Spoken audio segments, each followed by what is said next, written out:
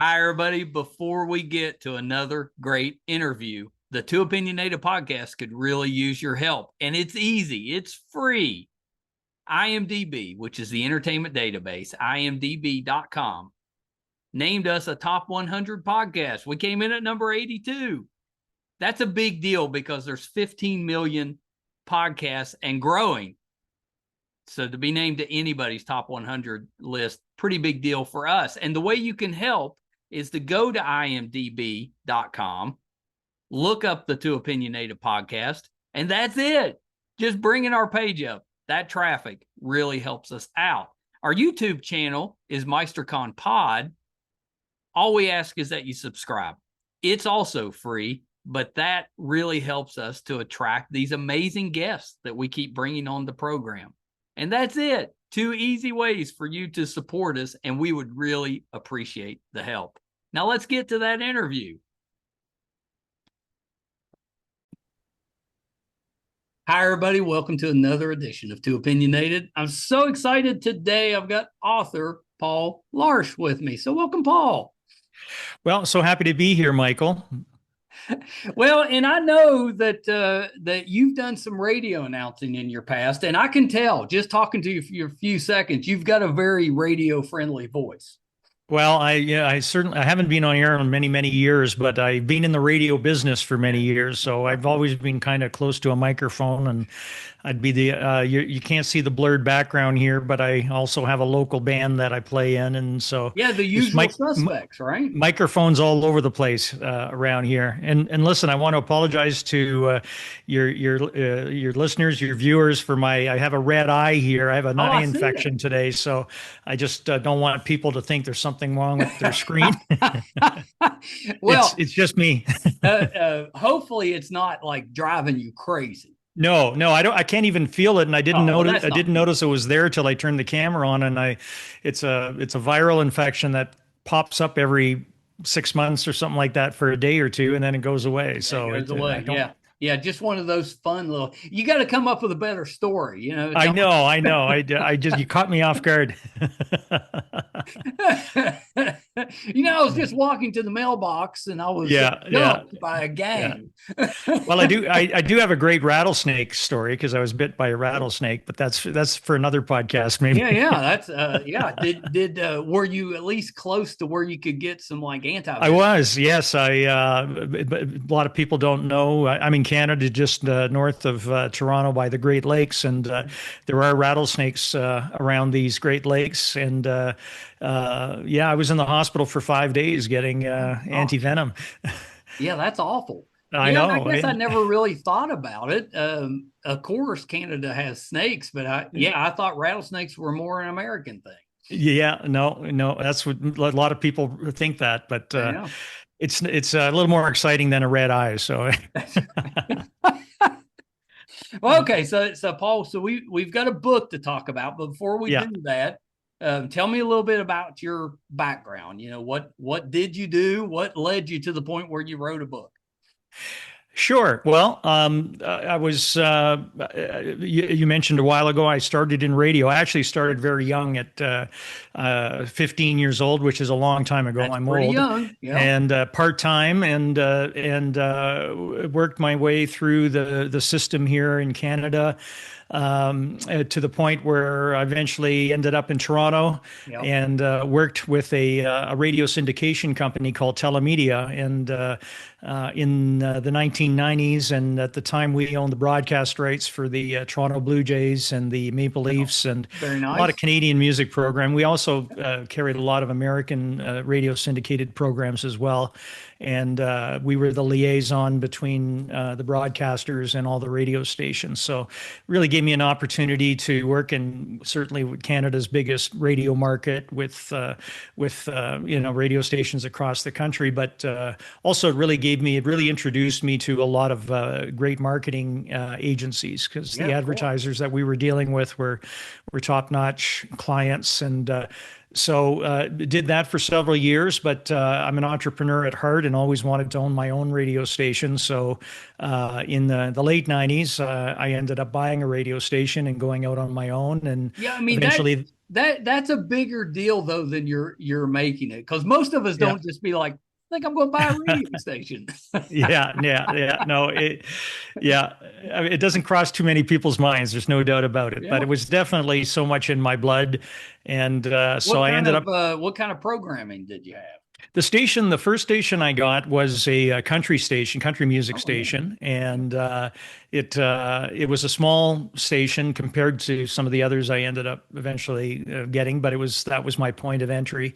And over 20-year span, we grew it into, we had 5 radio stations across the province, and they got bigger, and we were well recognized brand in this area for people who either like country music or classic rock. We also had a station called the Dock because we're very close to the water here, and and that gave me an opportunity. We had 80 employees, including 25 salespeople, and I used to do most of the training with them, and also worked with a lot of our clients. And a lot of it was just, radio runs on it's the advertising business. That's all the money comes from Yeah, it's the advertising. same here in the States. It's basically Absolutely. everything's Yeah. coming from advertising. Sure. So we have to make sure that our clients are happy, and the way our clients are happy is that their advertising and their marketing is working.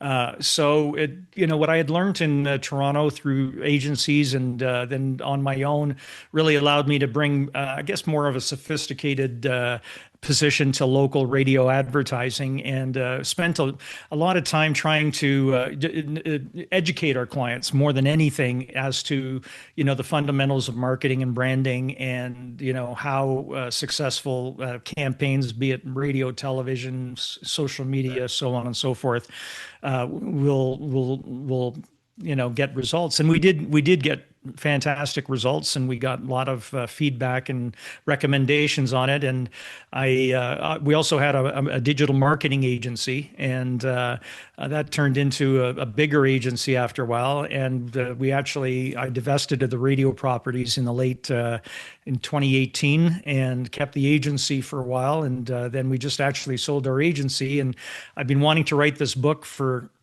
25 years. Now you've got time.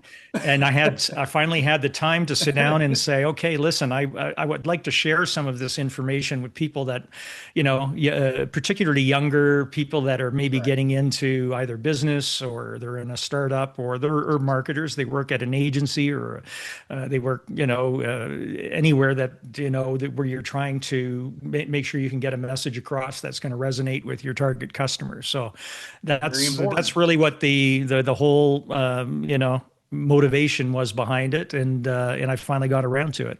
It launches in a couple of weeks, so I'm really excited about it. Yeah, you should be. I think every one of us has at some point wanted to write a book. Most of us don't actually do it.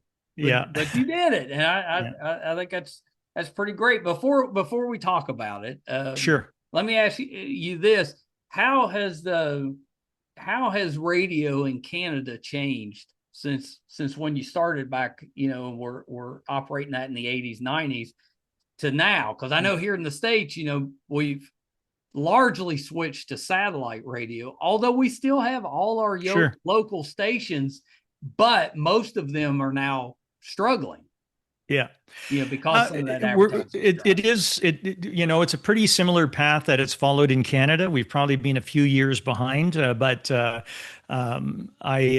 I mentioned, I got out of radio in 2018, and that was just about at the peak of the industries. Yeah, I was kind of it started sliding a little bit after that. It was one of the, as far as an old traditional media, if you look at television and print, they started struggling before radio did. Radio's really had some long staying power, but radio is not the same as it was. People like me who were owners, independent operators. We put a lot of TLC into right.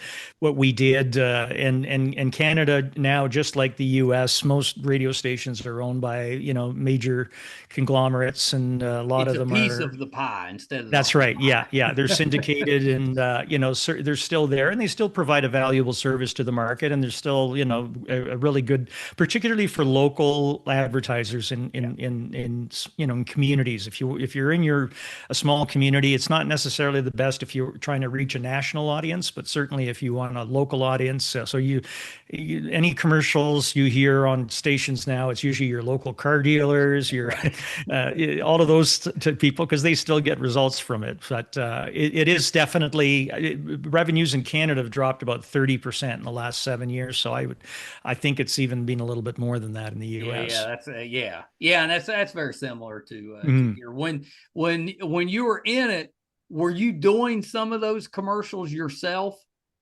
Like, did you record No, any? no. I was just behind the scenes. Yeah.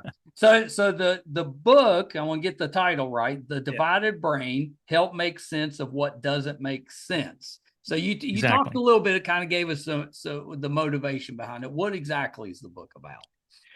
Well, basically, in a nutshell, the divided brain is a metaphor that I came up with so I could, uh, within a reasonable amount of time. I had a presentation that was about 90 minutes long. I've done it at many conferences, radio conference, but also with agencies and for many clients. And it was, how do I uh, give somebody some knowledge without them having to go and get a PhD in understanding human Right. behavior and neuroscience and behavioral economics and all of these things.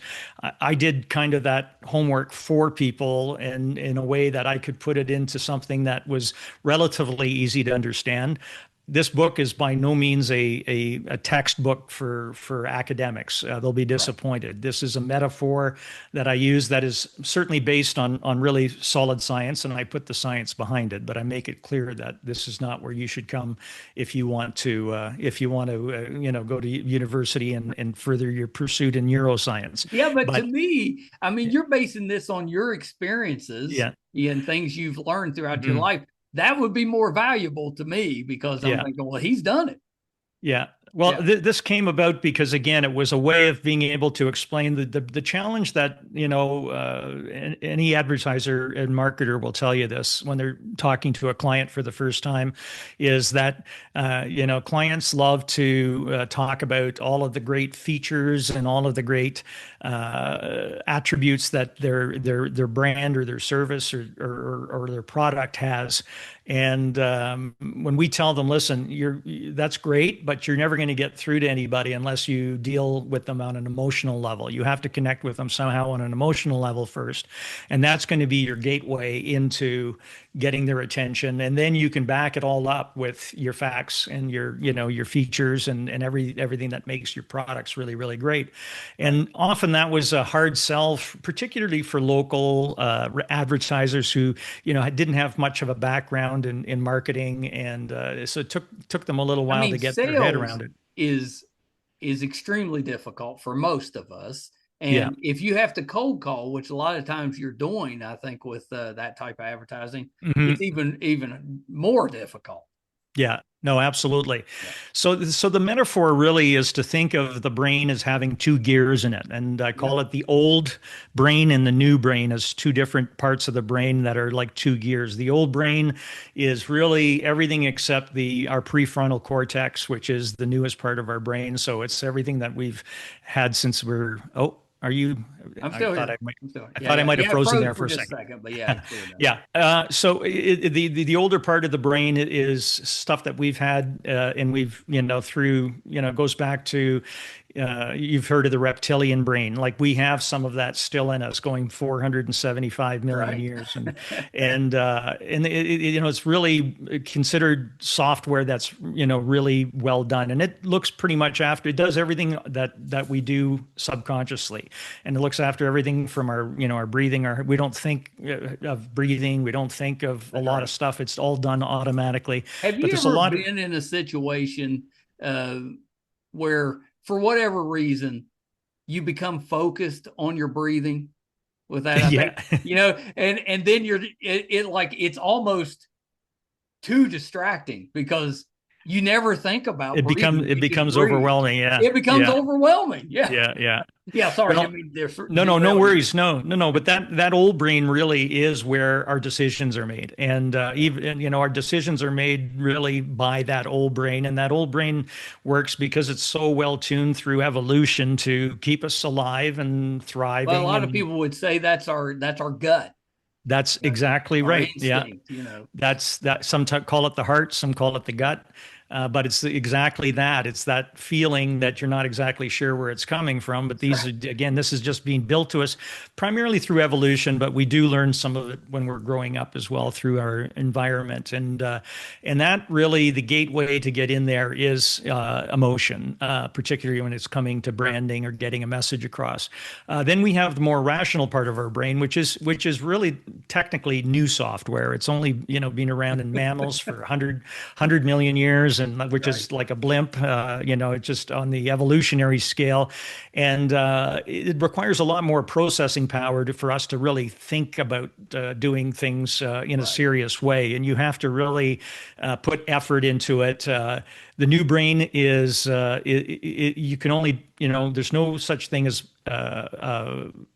multitasking. You have to really, Yeah. Focus. do one thing at a time and focus on it. So the whole connection between the old and new brain, to make a story a little shorter here when it comes to branding and marketing, is that you have to connect to the old brain first, and then you get the new brain to help rationalize all the reasons why you should be buying this product, because that is the default way that the new brain works. It typically will help you rationalize the decision that you've already made in your gut or in your heart, That's and right. its de facto So mode you don't have is. that buyer's remorse at the after you Yeah, make the well, that's decision. exactly what happens when you have in the book. I talk a lot about that, where if you really want to be careful about how you're thinking, and I even have a bonus chapter on critical thinking, is that you have to, you really have to change gears between these two gears, and get out of automatic transmission and put it in manual and say, okay, I really have to put my biases aside, and I have to put all of these these things that are inherently built into my system that are making me wanting to do something a certain way. I have to Yeah. try to put those aside rationally and think about this through to give you a clearer sense. But that's just more of a bonus chapter. It's just like, this is like, somebody can take this home. So again, a lot of the book is just dealing with, and I give tons of examples about how you can communicate to the old brain, and what the old brain technically feels good with. It likes simplicity. It likes to resolve things very quickly. It's vain for good reason. Sure. That's all has to do with the fact that we want to reproduce, and we want to pass our offspring on, and with better genes than we started with. So I mean, all of these things have really good tactical reasons behind why they're there. But a lot of people just don't really think about it in that context. Again, I have a lot of stories in the book about how you connect through that old brain and get some of your stories across. Yeah, I love that. I've never thought of it in that way, but I think it's really interesting. When did the idea for this come about for you, or has it been something that you've kind of always operated this way, and so now you're telling that story? Where I really first clicked in was my opportunity to work with some of the biggest marketing agencies in the Yeah. world. They all have offices in Toronto, and when I worked there back in the '90s, I just found it fascinating to see how we would put a commercial on a baseball game that was went across the country, and the results the clients got were amazing. And I was baffled that, Yeah. why wasn't I able to do that when I was at my radio stations and stuff Right. like that? So a lot of it was just, I had an opportunity. I was very fortunate to work with some of the best, marketing minds out there. And so beyond that, it was then just going out and learning it myself and finding out what the science is behind it. And again, it was a lot of, understanding, a lot of, Well, I there like is a it lot of because complexity. you're taking Yeah. kind of complex thinking, Yeah. but Yeah. I don't want to say dumb it down, but No. you're bringing it down to make it very Sure. easily understandable. Absolutely. Yeah. So then when I started out on my own with my own radio stations, and we started talking to clients, local clients about this, and we said, hey, listen, I talk in the book about one of the first advertisers I ever dealt with. He was a mechanic called Ted, and he had just opened a garage, and he was a great guy, did good work, but wanted to talk about the fact that he has this brand new garage and had like 3 new bays, and he had some diagnostic equipment and all this stuff. And we said, no, that's not where you're going to go. If you're going to take a leap of faith with me here, we're going to go more on emotion. And why would somebody take their car to you versus another local mechanic shop? And we settled, because his wife worked with him, her name was Benita. We settled on a little story that she always wanted to get her car fixed, but he could never do it because customers always come first, and he would always look after his customers first, and his wife had to wait. So it was this banter back and forth, between them, and it very rarely talked about, what he had to offer. It was more the fact that customers come first, even before his wife does. And it was that concept. It was a little bit, and people knew it was a little tongue in cheek for sure. But he ended up growing that business to the point where he had 10 bays and 20 bays, and moved 3 or 4 times and started opening other locations, and never ever stopped using that campaign for 25 years. And we have other examples where, again, a lot of what we talk about too is being consistent, not changing your message, making sure that. Well, I know you talk some about becoming a marketer that people want to buy from. Right. And that's not easy to do. But just like with that example you just gave, if you give them a reason, to connect with you on an emotional level, much easier. I'd rather buy from somebody that I'm connected with. Sure. And honestly, the way that is working, and it's a lot of it is, again, at a subconscious level in the old brain, but the old brain is going, when you have car trouble, it's going, well, listen, what about that guy who, he looks at, he fixes his customer's car before he even looks after his wife. Like, he seems to be pretty dedicated to looking after his customer. And it'll, and it pops into your, and then you go there, and, obviously whatever the product or service is, it has to be able to deliver. Well, that's right. Because the opposite could happen if you go and it's a terrible experience right off. Yeah. But, it's the same thing for national advertisers. And I mean, there's, if you think of car companies, you could have like a luxury car. They don't talk about, all, the horsepower and all of this stuff. It's usually a picture of somebody driving behind the car that is in that target demographic that, you could just tell they're content. Sometimes they'll use an actor like a Matthew McConaughey did for Cadillac or whatnot. And it's just that, people say, your subconscious old mind is going, I want to be there. That's a position I want to be in.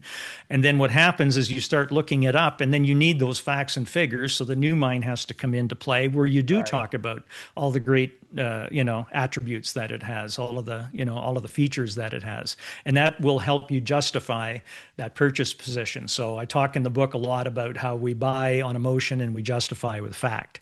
And it's a 1-2 dance. Yeah. And you talked a little about buyer's remorse. I mean, sometimes we do it so quickly that and our, like I said, our new brain will rationalize stuff really quickly. Like, oh yeah, I mean, everybody can rationalize anything. I talk about how I have a Rolex watch. Like, it's hard to rationalize that, how much money you have to spend on a watch. It's a watch. But, at the time I had sold my, first radio stations in 2005, and, I ran into a little bit of money, and a little present. Exactly. So I use a lot of these personal examples to talk about how those were emotion driven, even though I would just tell people, well, this is, the finest timepiece in the world. And it's, they're handmade and they're, and it's But 18 nobody's karat gold. buying a Rolex because it's the finest. Yeah. It's Yeah. the status you get Sure, with having a absolutely. Rolex. Yeah, so we have a couple of chapters that deal specifically with how status is so important to people. And I also try to give practical Well, tips for. status, I think that's interesting to me because Mhm. status is so important to everyone, but like there's different levels of status. Mhm. You can be extremely poor Mhm. and do something or purchase something within your means Yeah, that gives you a little bit of status with other people that are in the same boat that you are. And you can go that, absolutely. at every economic level, you have that. Sure. Well, we're very social beings, and I talk in the book a lot about, tribes, whatever tribe we're in, and Right. you stick with your tribe, You got to keep up with the Joneses. that's right. It's an echo chamber for that environment that you're in, and over time you can switch tribes, but the ones you're in are usually the ones where things like status become important. That's right. And Well, it could even be status among your peers, or friend group or anything. absolutely. No, it happens all the time. It happens all the time. I always tell my kids are grown, but I've always Mhm. told them you got to have a guy, for whatever it is that you can't do yourself, you Mhm. need to know who to go to for Yes. that. Yeah. Mhm. And a lot of that is based on gut, Mhm. and that, that you kind of use your gut to pick a person. And then Mhm. if it turns out that that's the right person, you probably go there forever. Yeah. Yeah, no, for sure. And again, these are decisions that often are subconsciously made That's before you right. consciously will rationalize why it's doing it. And they're, a lot of these things are called heuristics, and we do them because they're kind of like rules of thumb. Like okay, that's the rule of thumb that I'm going to do this because it. Right. And we're very also good at being pattern recognizers. Pattern recognition is something we do. So we see patterns, particularly the old mind will see patterns. And that's why, we see, constellations, or we see faces in clouds, or, Right.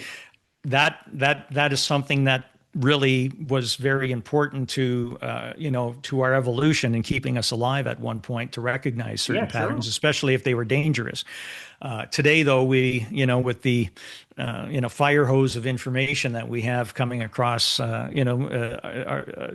whatever device we're on or whatever we're watching, not all of it is necessarily going to be sincere. So you have to sometimes just be careful that you might be manipulated in the way that somebody's trying to get you to think a certain way. And I do talk a lot about the ethics of this in the book, as well as how you have to, you have to do this and understand that you have to be very upfront, with helping people.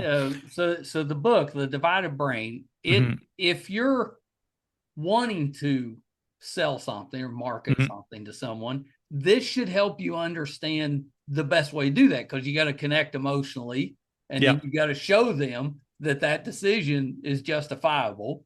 Yeah. So you've got the two sides of the brain, but it also, I think, could be useful as a consumer to Hmm. understand how you might be manipulated a little bit by someone Absolutely. that is appealing to the emotional side of Hmm. you.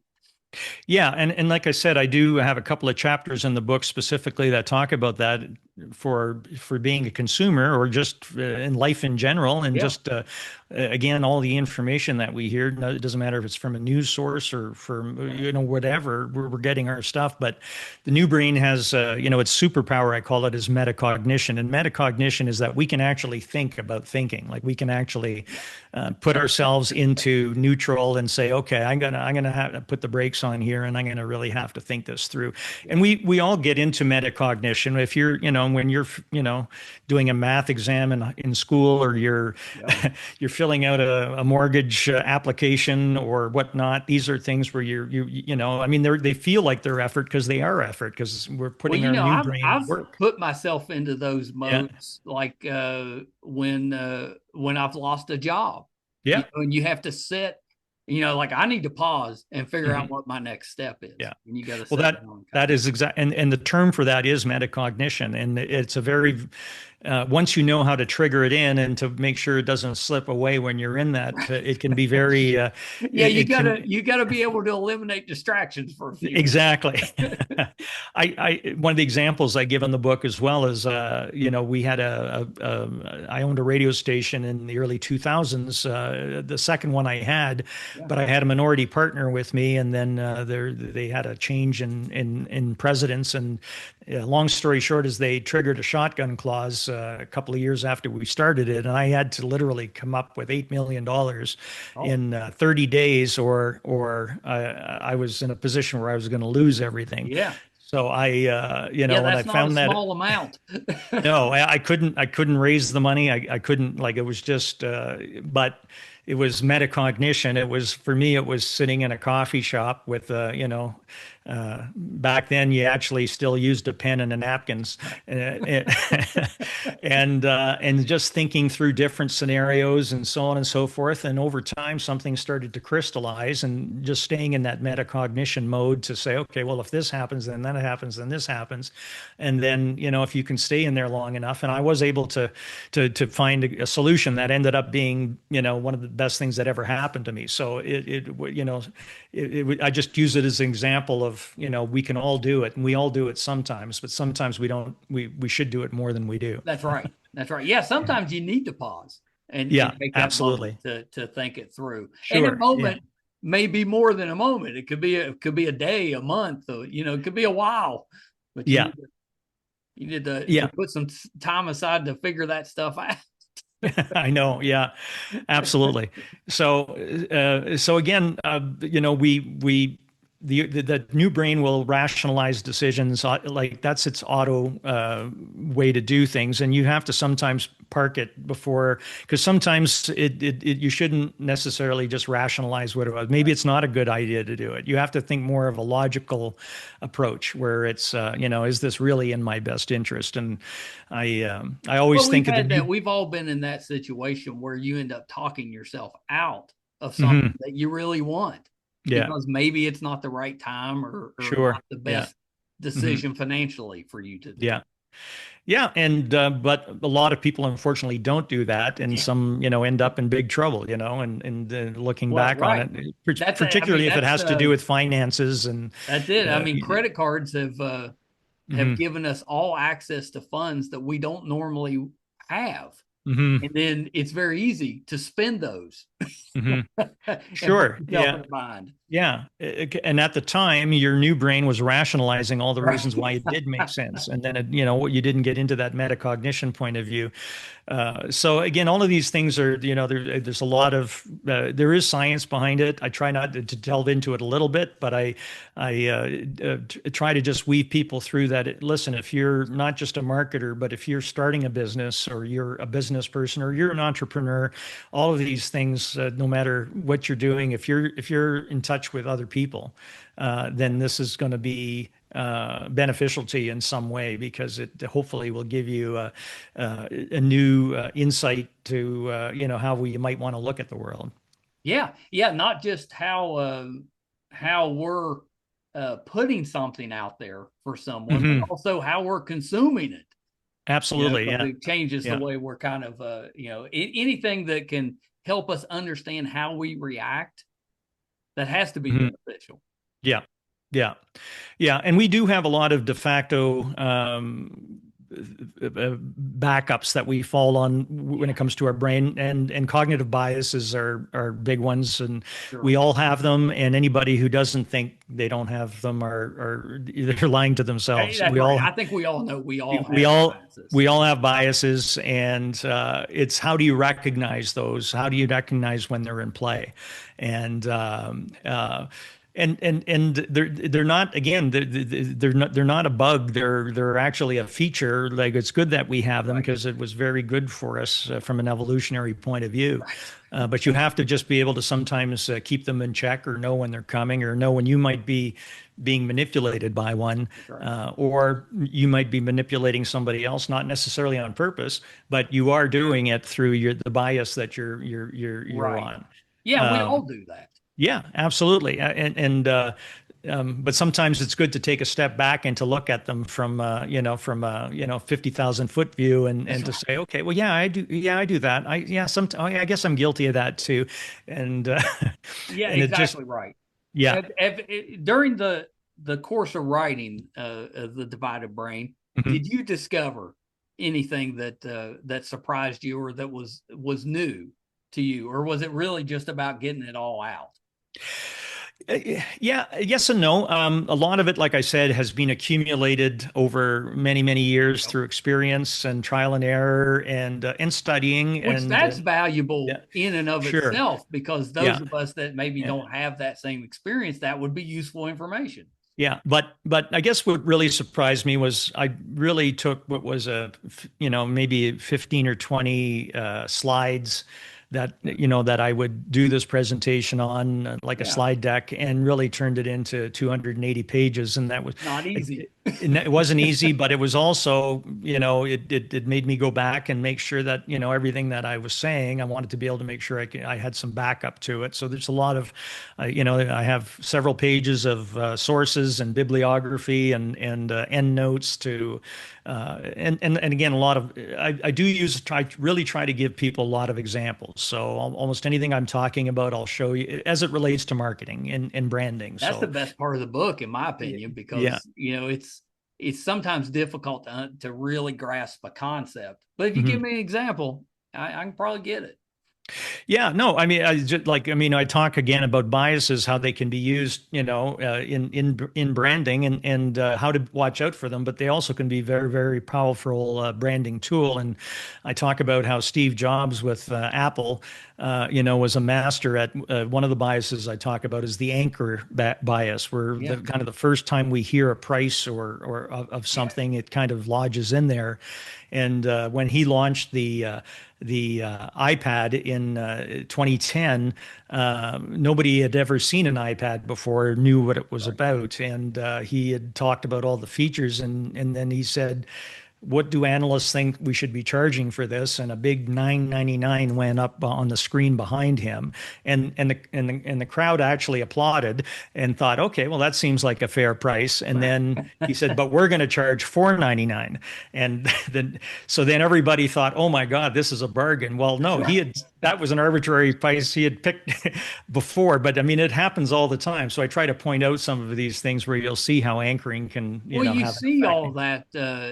Marketing does that all the time. Yeah, What would but a you lot of pay people for don't that? know it's being done to them. $99? Yeah, no. And Amazon is a master at, working up biases. I mean, if you look at an Amazon page when you're buying something, I have a part of the book where I point out like 7 or 8 things that they're doing to trigger biases that you're subconsciously not even aware of, that are going to make you think twice, or make you want to make that purchase even quicker. So, again, these are all things that you can use in marketing, but you can also use to make sure that you're a more educated consumer when you're buying stuff as Well, well. yeah, that was kind of my thought. This could be Mhm. used both directions. Yeah. If you're someone that's easily influenced, Hmm.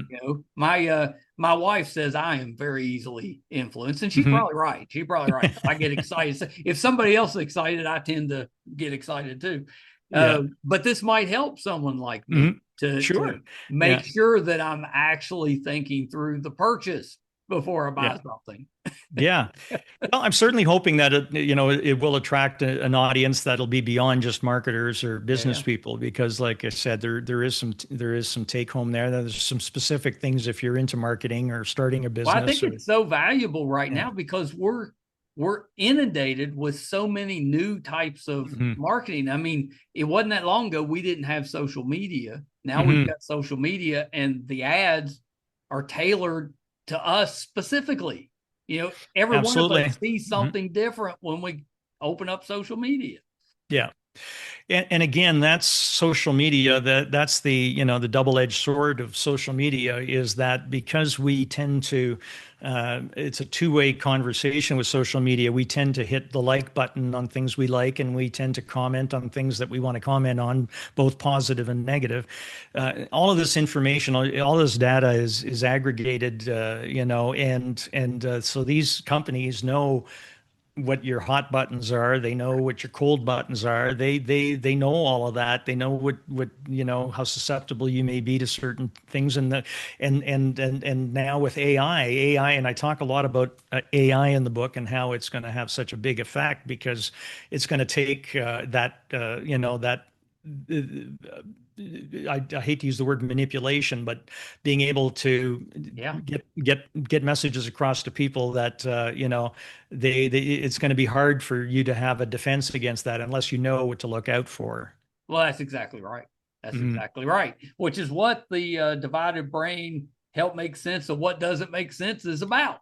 Exactly. Yeah. Yeah. Yeah. I try to do that, and also why people make, irrational decisions often. And that usually goes back to the fact that it's the old brain that, made the decision, and it could be an impulse buy, or we see it and do it all the time. I do it. Like I try to point myself out to doing it. So, and I say, I even know I do it.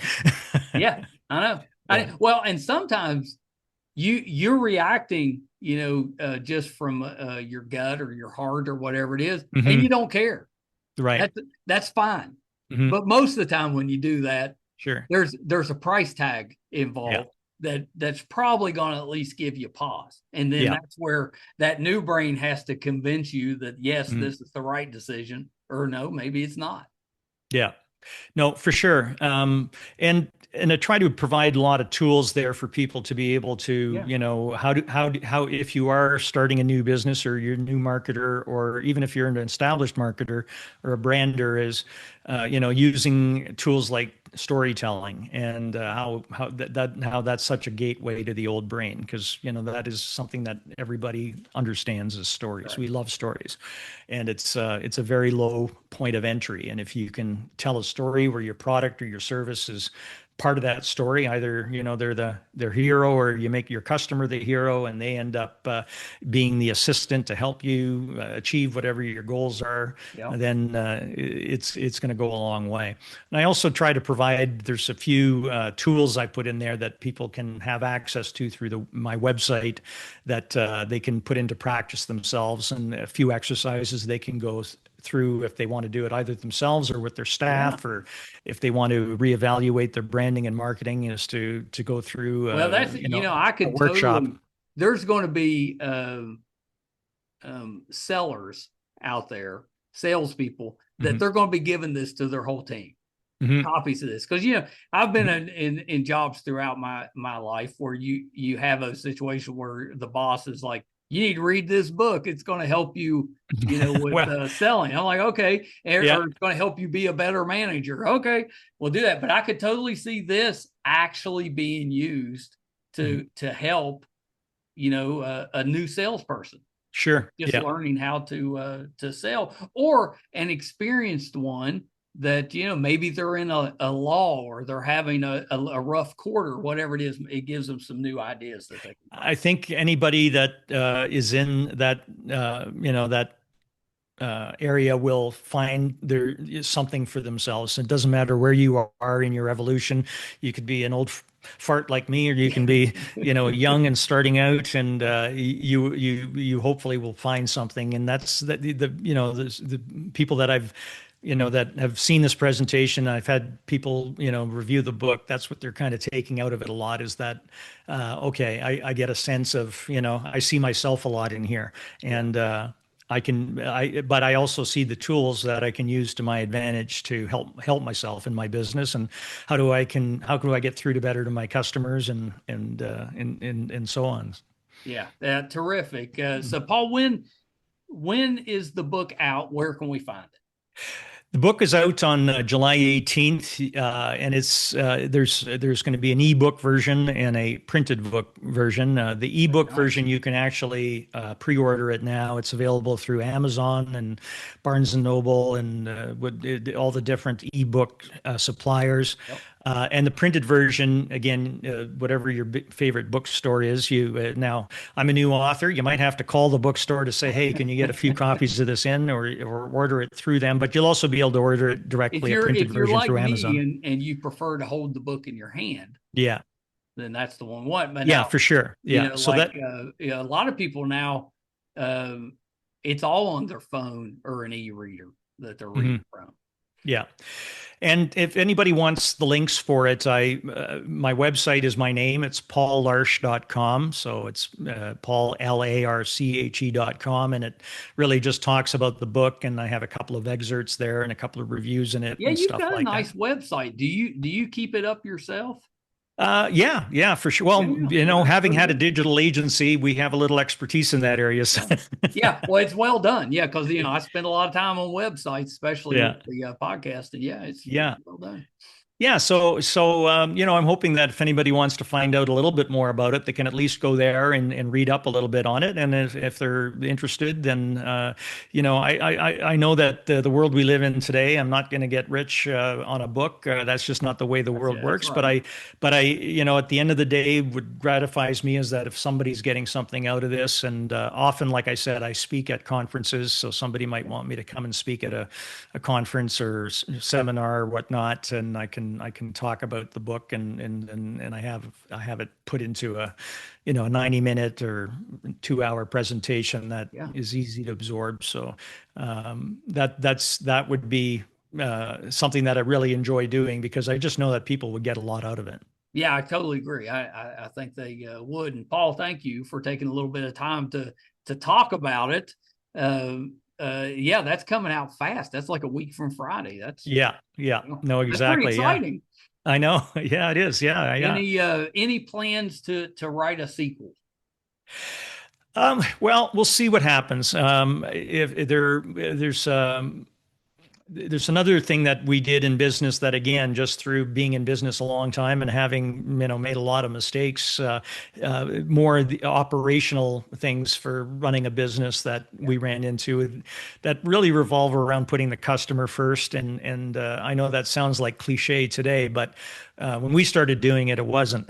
That's right. And but it's more important today because the de facto mode of starting many businesses, or particularly if it's online, if it's a SaaS type, service, internet service, is to do a minimum viable product where you're just trying to iterate really quickly, and that makes sense if you're the developer to kind of pivot away. But if you're the customer, it sucks because you're not getting, you're not necessarily getting a good product or service, and so you have to really, you have to really be careful that you don't throw the baby out with the bathwater. So that could be a discussion for another day, but we'll see how this one does first. That's right.